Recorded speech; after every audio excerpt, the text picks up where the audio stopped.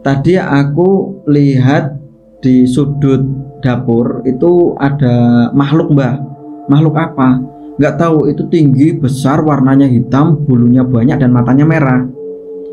Nah, karena aku takut, itu aku teriak sambil nunjuk-nunjuk berharap yang lain itu juga ngeliat. Ketika aku teriak, sosok itu semakin lama semakin mendekat dan nggak tahu aku udah nggak sadar. Tiba-tiba anak-anak kecil itu nunjuk ke arah kursi pelaminan. Kemudian dia itu sambil nutup mata bilang, "Ah, itu apa? Itu apa? Itu apa?" Kayak gitu.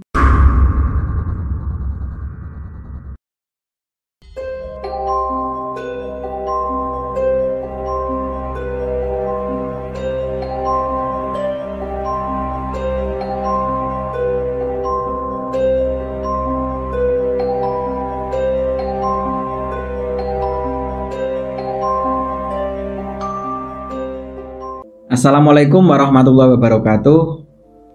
Akhir-akhir ini banyak sekali orang yang membicarakan tentang seorang perempuan yang bernama Rara Wulandari. Jadi nama itu muncul ketika beberapa hari yang lalu waktu ajang MotoGP di sirkuit Mandalika. Jadi Rara Wulandari ini adalah orang yang sebagai pawang hujannya, karena memang waktu itu di sana baru diguyur hujan deras sampai-sampai acaranya itu juga ditunda. Nah, karena memang Rara Wulandari ini adalah sebagai pawang hujan, dia juga melakukan sebuah ritual yang aksinya itu cukup menghebohkan dunia. Banyak sekali netizen-netizen yang berkomentar, maupun itu berkomentar baik maupun buruk terhadap si Wulandari ini. Yang jelas semua orang punya kepercayaannya masing-masing. Adapun medianya itu bermacam-macam, ada yang pakai sesaji, ada yang pakai dupa, ada yang pakai alat-alat tertentu, bahkan ada juga yang berdoa seperti biasa. Yang pasti mereka semua juga meminta sama yang di atas agar dilancarkan segala sesuatunya. Nah, terlepas dari Rara Wulandari, kali ini ada cerita kiriman dari Rini. Jadi Rini ini berada di Jawa Tengah. Dia menceritakan tentang pengalamannya yang waktu itu Rini baru melangsungkan hajatan pernikahannya. Jadi karena memang itu musim hujan, bapaknya Rini ini meminta bantuan sama pawang hujan. Dan setelah dilakukannya ritual, tiba-tiba banyak sekali kejadian-kejadian aneh waktu acara itu dimulai. Nah, seperti apa ceritanya? Terima kasih buat teman-teman yang udah ngedukung Mr. Manyun. Semoga kalian semua selalu diberikan kesehatan dan dilancarkan rezekinya. Amin ya rabbal alamin. Dan buat teman-teman yang baru mampir ke channel ini, silahkan like, subscribe, dan aktifkan loncengnya agar teman-teman gak ketinggalan video terbaru dari Mr. Manyun. Ingat, jangan ada misteri di antara kita. Inilah Kisah Misteri.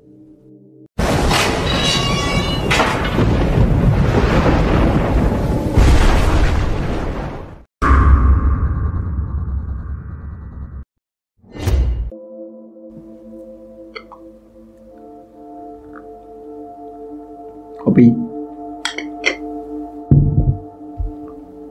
rokok.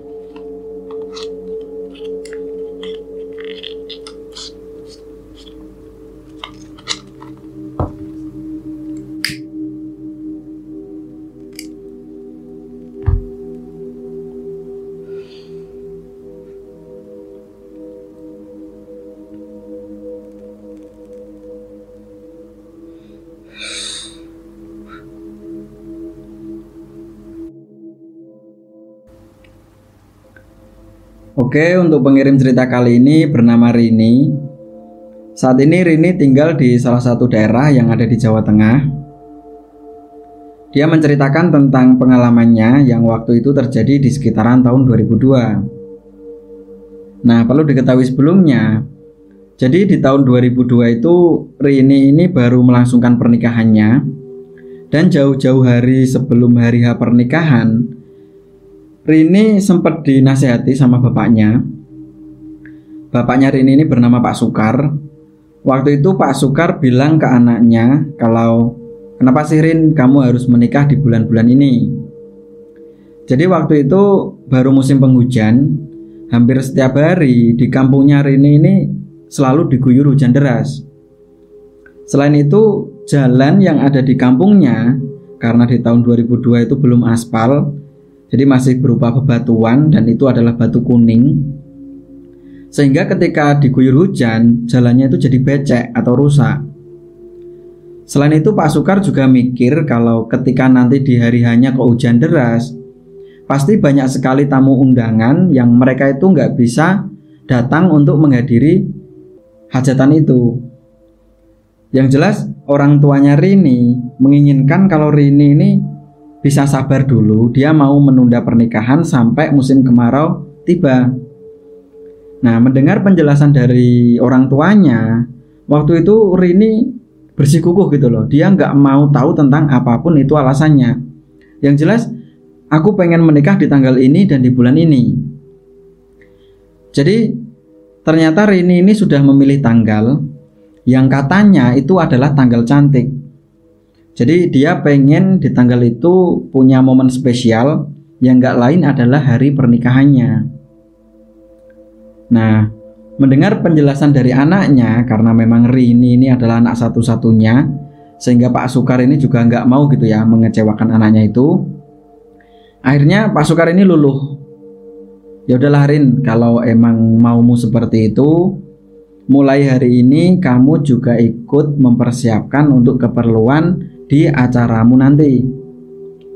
Nah, beberapa hari setelah itu, Pak Sukar sebenarnya masih ketakutan. Dia nggak mau ketika acara hajatannya nanti terjadi hujan deras, sehingga acaranya berantakan. Nah, sedikit informasi, jadi Pak Sukar ini termasuk orang terpandang di kampungnya. Dia sebagai juragan padi. Jadi Pak Sukar itu mikir kalau aku itu punya anak satu, mungkin aku punya hajatan sekali seumur hidup. Beda halnya sama orang yang anaknya itu banyak, mungkin punya hajatan bisa lebih dari satu. Nah, selain itu, Pak Sukar ini karena memang Rini ini anak satu-satunya, Pak Sukar pengen acara pernikahan anaknya itu dibuat semeriah mungkin.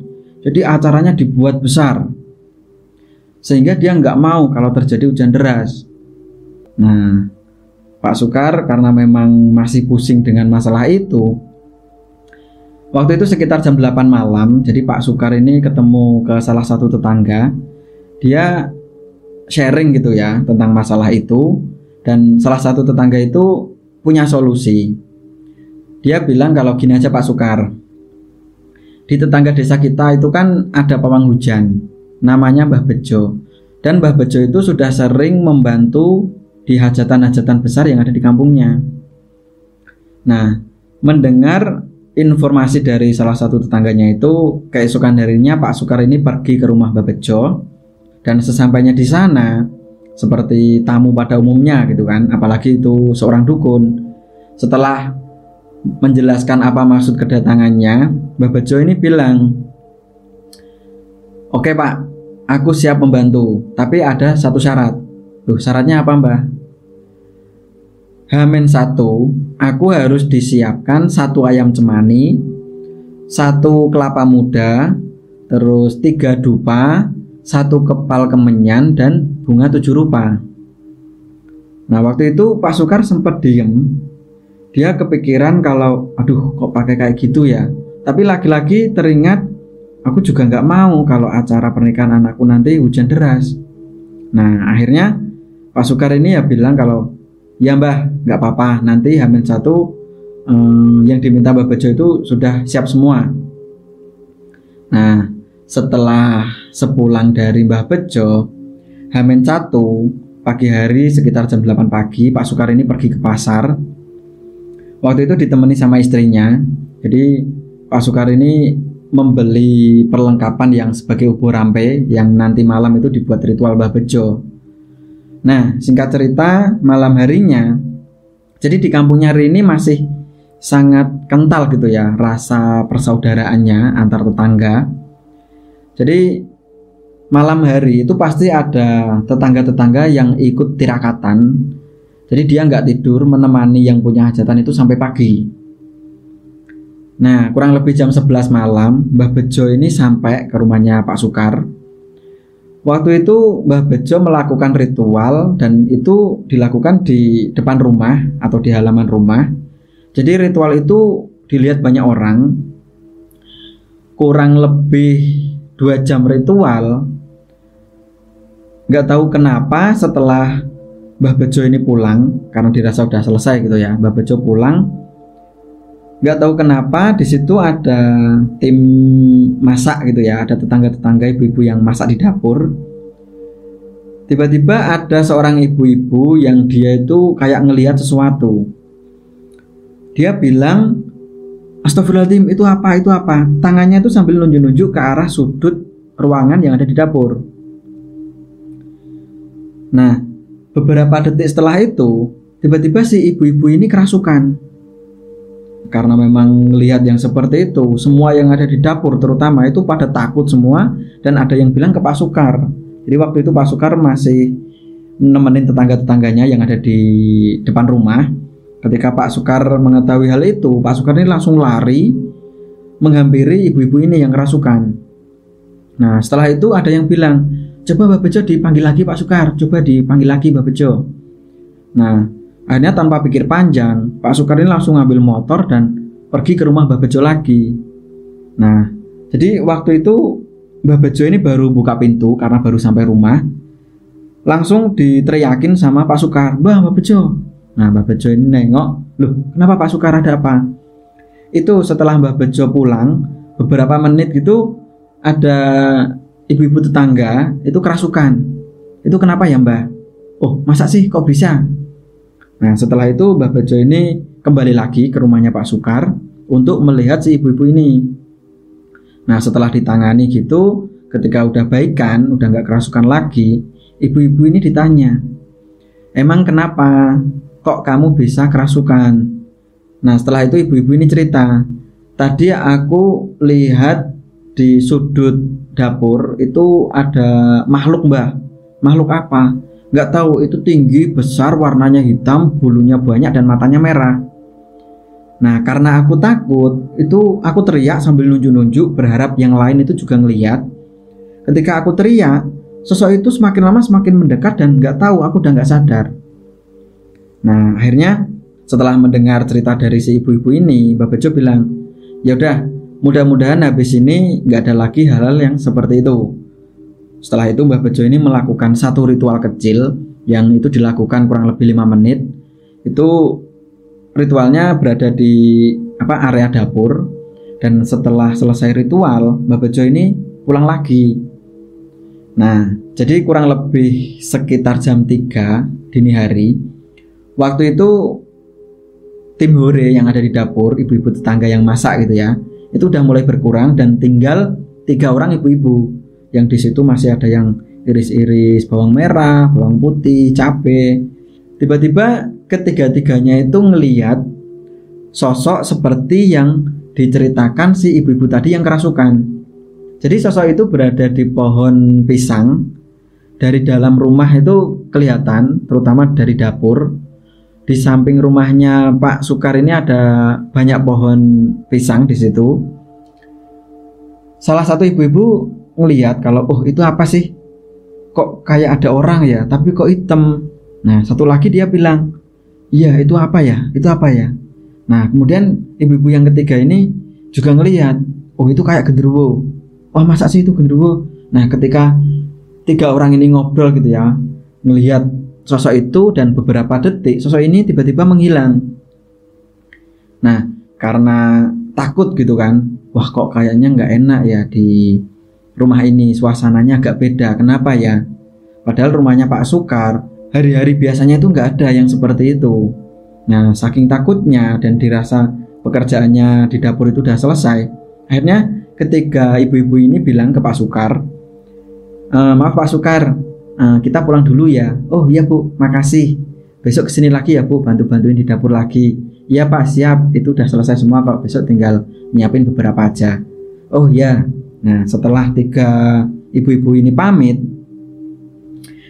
keesokan harinya dan acara resepsi itu dimulai. Memang cuaca itu sangat mendukung, akan tetapi sangat panas sekali. Banyak sekali yang memuji kemampuan si Mbah Bejo itu. Jadi wah, emang tadi malam pakai Mbah Bejo ya, karena memang banyak masyarakat yang nggak ngelihat aksi itu, ritualnya Mbah Bejo. Mereka pada bilang, iya tadi malam Mbah Bejo ritual di sini. Wah, itu pawang hujannya syip itu. Nyatanya padahal di kampung kita itu hampir setiap hari hujan deras, Pak.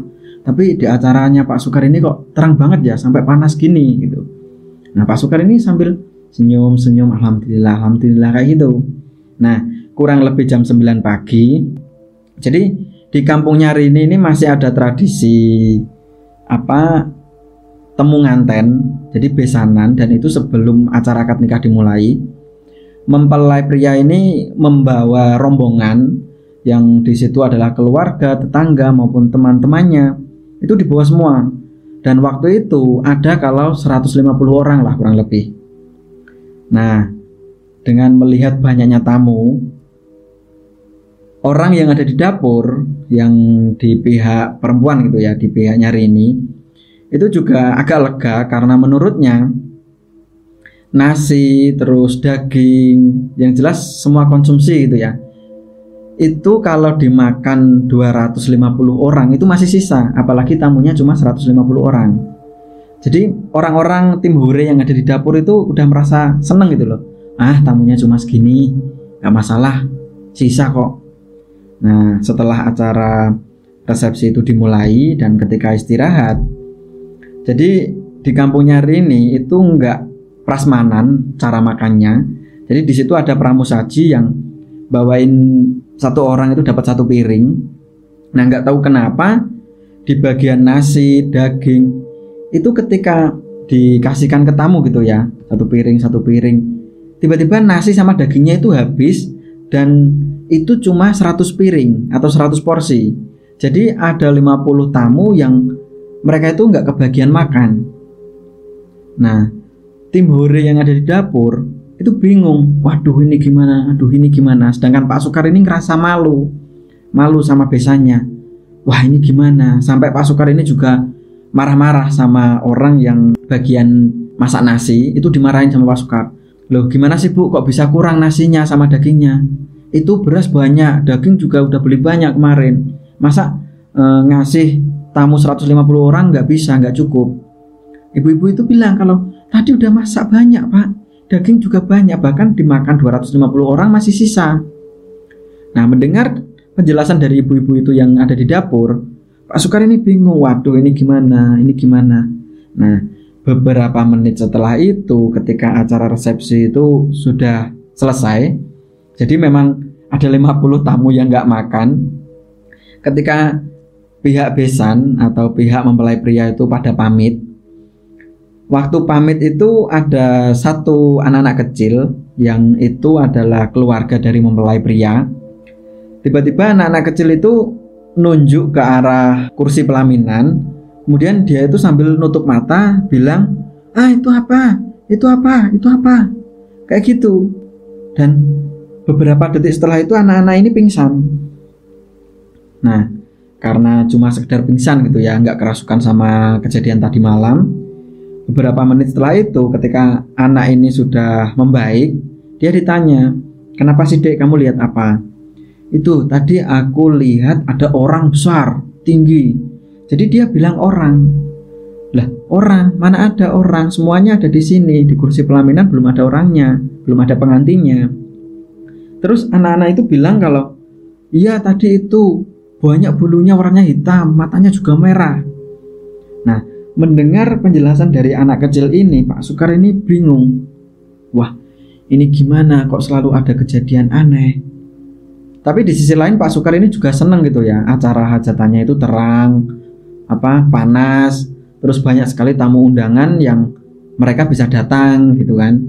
Tapi kenapa gitu loh, kok ada hal aneh setelah Mbah Bejo itu melakukan ritual itu. Nah, setelah anak-anak ini ngelihat sosok itu, dan ketika pihak besan ini udah pulang semua, dan seperti biasanya tim hore yang ada di dapur, ibu-ibu yang ada di dapur itu masak lagi, dia masak daging lagi untuk mempersiapkan tamu undangan. Nah, waktu itu memang sangat panas sekali cuacanya. Hampir 90% semua tamu undangan itu datang ke acaranya Pak Sukar. Tapi di sisi lain banyak sekali keanehan-keanehan di hari itu. Jadi waktu itu kurang lebih sekitar jam 2 siang, waktu baru banyak-banyaknya tamu. Tiba-tiba Pak Sukar ini ngelihat sosok yang seperti diceritakan anak kecil yang tadi pagi sama ibu-ibu tadi malam. Jadi Pak Sukar ini ngelihat di kursi pelaminan itu kan ada Rini anaknya, kemudian di sampingnya itu ada pasangannya atau anak mantunya. Kemudian ada berdiri di depan mereka itu sosok hitam itu. Jadi Pak Sukar sambil ngobrol sama tamu gitu, ngelihat dari kejauhan, loh kok ada sosok itu ya. Jadi Pak Sukar melihat sosok itu ngeliatin Pak Sukar terus, matanya merah. Nah setelah dilihatin gitu, itu apa? Lah Pak Sukar ini saking paniknya, dia langsung berdiri, terus bilang ke salah satu saudaranya Pak Sukar, Pak De, lihat di depannya Rini itu ada apa? Pak D-nya ngelihat, nggak ada apa-apa kok, nggak ada apa-apa, itu ada bunga. Oh, Pak D nggak ngelihat bahwa itu ada apa? Nggak ngelihat, emang ada apa toh? Di situ ada kayak genderuwo Pak D. Loh mana ada genderuwo, ini siang-siang. Nah, setelah itu karena semua orang itu nggak ngelihat sosok itu, dan yang lihat itu cuma Pak Sukar.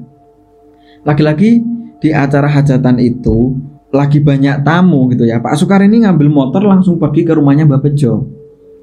Jadi sesampainya di rumahnya Mbah Bejo waktu itu baru tidur.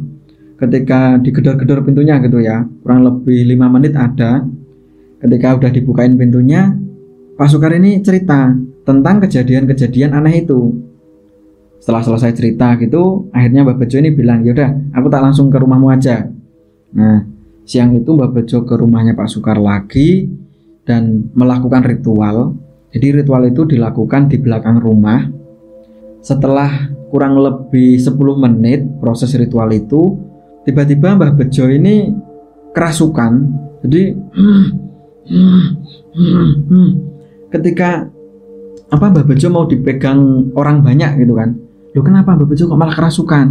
Kenapa? Ketika mau dipegang itu brutal gitu loh. Mbah Bejo bahkan semua orang yang ikut megang tangannya Mbah Bejo itu terpental.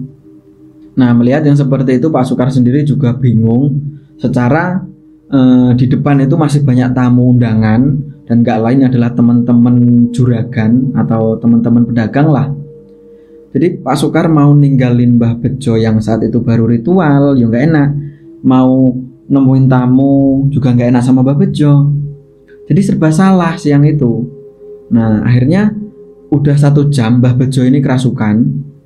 Akhirnya ada salah satu tetangga yang dia itu bilang ke Pak Sukar kalau, oh jadi pakai pawang hujan toh Pak? Oh iya Pak, gimana? Yaudah kalau emang kondisinya udah seperti ini, coba kita panggil Pak Ahmad. Jadi di kampungnya Pak Sukar itu ada seorang kiai, tapi bukan kiai masjid gitu ya, atau dia imam masjid bukan, tapi seorang ustadz yang emang dipanggil kiai. Jadi di situ setiap hari itu ngajarin anak-anak kecil ngaji. Namanya Pak Ahmad, masih muda. Jadi Pak Sukar itu disuruh nemuin sama Pak Ahmad untuk menyelesaikan masalah itu. Nah terus Pak Sukar ini karena nggak mau gitu ya meninggalkan rumahnya karena banyak tamu, terus Mbah Bejo juga baru kerasukan. Jadi Pak Sukar waktu itu nyuruh 1 orang untuk pergi ke rumahnya Pak Ahmad. Nah ketika Pak Ahmad ini udah datang, nggak tahu kenapa waktu dibacain doa gitu ya, beberapa menit setelah itu tiba-tiba banyak sekali orang yang melihat ada sosok yang emang dari tadi malam itu mengganggu. Jadi sosok itu terlihat jelas, banyak orang yang melihat sosok itu tiba-tiba muncul di samping pohon pisang yang ada di belakang rumah. Loh itu apa? Banyak anak-anak kecil juga ngelihat di situ. Itu apa Pak Kiai? Nah, melihat yang seperti itu Pak Ahmad langsung, kok semuanya lihat toh? Kok semuanya malah jadi lihat? Jadi siang itu sekitar jam 2, banyak orang yang ikut menyaksikan sosok itu. Tapi sosok itu nggak menyeramkan. Jadi sosok itu kayak diem, mata yang warnanya merah seperti yang diceritakan beberapa orang. Itu siang itu matanya nggak merah. Jadi kayak nggak ada matanya gitu loh. Nah, melihat yang seperti itu karena banyak orang yang teriak gitu ya, genderuwo, genderuwo, genderuwo gitu kan. Akhirnya nggak tahu kenapa tiba-tiba Pak Ahmad ini menghampiri sosok itu yang ada di sebelah pisang. Kemudian sosok itu seakan-akan digendong sama Pak Ahmad. Kemudian Pak Ahmad ini berjalan ke kebun-kebun yang ada di belakang rumahnya Pak Sukar. Nah, beberapa menit setelah itu Pak Ahmad ini balik lagi. Akan tetapi dia udah nggak gendong si genderuwo itu. Nggak tahu itu dibuang kemana sama Pak Ahmad. Yang jelas waktu itu Pak Ahmad langsung menghampiri Mbah Bejo yang kondisinya masih kerasukan. Ketika dibacain doa, tiba-tiba badannya Mbah Bejo ini kejang kayak gitu dan mulutnya keluar busanya. Nah, beberapa menit setelah itu Mbah Bejo ini tiba-tiba meninggal dunia. Nah, karena memang di rumahnya Pak Sukar itu baru punya hajatan, akhirnya beberapa tetangga ini yang ngurus jenazahnya Mbah Bejo ini, karena nggak satu kampung, acara hajatan itu juga nggak terganggu gitu loh dengan adanya jenazah itu. Mbah Bejo ini dibawa pulang ke desanya dan orang-orang yang ada di desanya Mbah Bejo inilah yang ngurus jenazahnya. Nah, setelah itu kurang lebih sekitar habis maghrib, jadi di kampungnya Pak Sukar ini hujan, akan tetapi nggak hujan deras gitu ya, hujan biasalah, gerimis seperti itu. Pak Sukar ini bilang kalau alhamdulillah ya Allah, terima kasih. Tadi acara hajatan ini berjalan dengan lancar walaupun ada sedikit masalah. Nah, intinya setelah kejadian siang itu ketika Mbah Bejo ini sudah meninggal, nggak ada lagi teror-teror yang katanya itu sosok genderuwo. Wallahualam bishawab. Itulah pengalaman yang dialami sama Rini dan keluarganya. Semoga kejadian yang pernah dialami mereka bisa menjadikan pelajaran buat kita semua. Billahi taufiq wal hidayah. Assalamualaikum warahmatullahi wabarakatuh.